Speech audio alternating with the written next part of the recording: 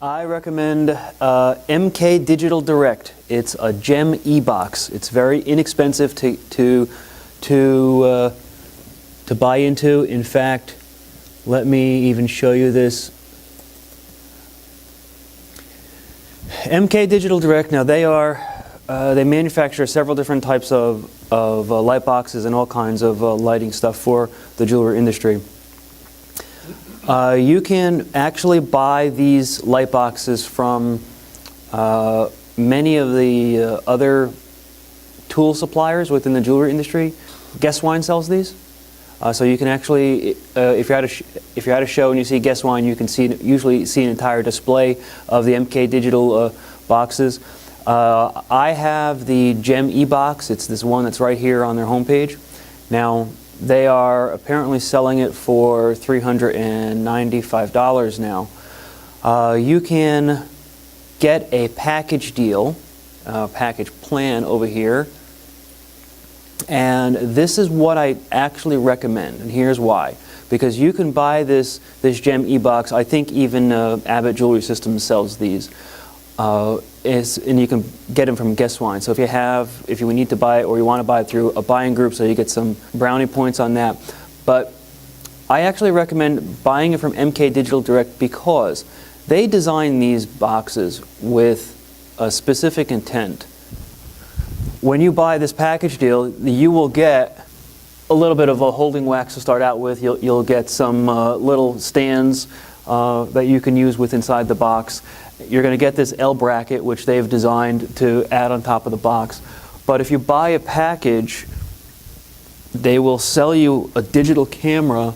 This digital camera, so they are supplying the Canon SX120IS now.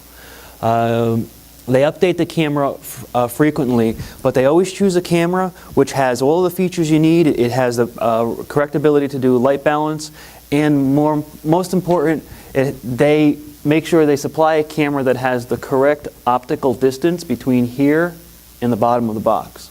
If you try to buy the box separately and go out and figure out what camera to use, you're going to probably end up buying a few different cameras before you get it right, because there's only a couple of cameras that work perfectly for the number of centimeters that they've designed this box for. Plus two, they will give you add-on lenses so you can move the camera up and down on that bar and then shoot down there. If everybody turn around for a moment and look at the camera that is on top of the white computer there, that video camera has a tripod. I bought that tripod for the jewelry photography, and that tripod I think was $30 or $35, and you can probably get it at any local electronics store, Best Buy, or even buy one online. And when I do some of the jewelry photography, I'll put the camera that I got from them, and I'll position it right here in front of the box and shoot inside.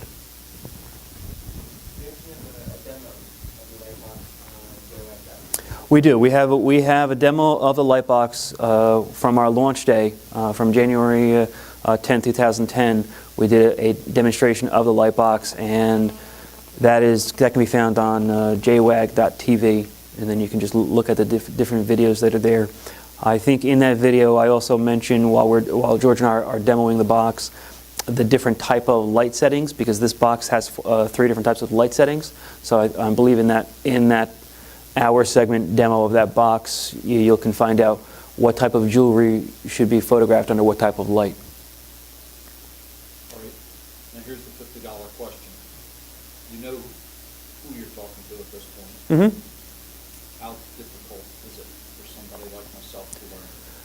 Once you set up the initial settings on these cameras for this light box, my recommendation is never to remove the camera away from the light box, because you can save the settings permanently, and then you'll never have to worry about changing them again. So once you get it set up, if somebody else sets it up for you, it's just going to be a matter of pressing the little power button, letting the lens come out, positioning your jewelry, and snapping the photo. But once that camera gets all the settings saved into it, then that's the most difficult thing. So the first day of fooling around with it, you'll have to figure out the settings. You'll have to figure out the focal lengths and where to put the tripod, how high up on the on that bracket to position the camera. And I think by this point we have plenty of documentation explaining, recommendations on color and whatnot. And I've been to your store. You saw how I had worked out a system, and a lot of that stuff we've got documented now. So you're saying take the photos down and off already? Depends on the type of photo you want to take, because the photos that you take on an inside shot, you can usually get a reflection. Also, these things come with built-in white color or white plastic on the inside. That white plastic shows up as gray in all your photography. It's very difficult to get it removed, which is why through trial and error I discovered using colored backgrounds on the photography. You could also go out to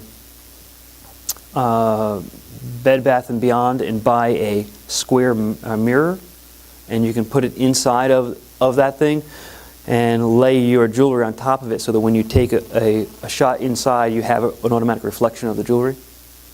And if you position it if you use it's not up there anymore, but if you use that holding wax, you can actually tilt up some jewelry so that you can get a dimension of reflection. So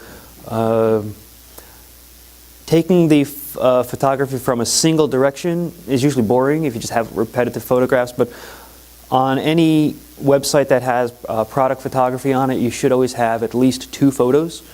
In fact, you see on here when this photography was done, the first photograph is a close-up shot of this heart locket, and then this is what it looks like when it's open, inside, and size comparison to something else. So it's important to have a variety of photographs for each item. This way people can understand what they're seeing. This heart locket, this first photograph, is a bit deceiving. You don't really know what size it is, and it has some nice detail on it, and you open it up and you look at it and you can be pretty impressed with it. But we all know here that this stamp that's on this part right here, we all know that that's pretty small, and we can barely see with the naked eye unless we pull out a loop. But the customer doesn't know that, and they're not going to know that until they see this photograph. They say, wow, a dime is pretty small, and that thing's even smaller. So there you have your size comparison. And sometimes the photography that you use as your initial icons can be different than the photography that is inside. So this one is completely different, because you have this necklace a shot on a stone background. I think that was a supplied photo, and then this is another supplied photo on a white background. This is a zoom in to see detail, and that's from a completely different angle. So if you were doing this photography yourself, this photo would have been shot from inside the box, from the front. This photo would have been shot in a different kind of a setting that you would have if you had set up a table and just put some kind of a gray backdrop behind it and then just prop that up on some kind of a stand. This would have been straight down through the top of the box. This would have been straight down to the top of the box. And as I'm describing this, you can see that this is a lot of work. My recommendations are, before you go out and do photography like this on every item that you want to put on your website, pick and choose which items you know you can restock before you go out and do all this photography.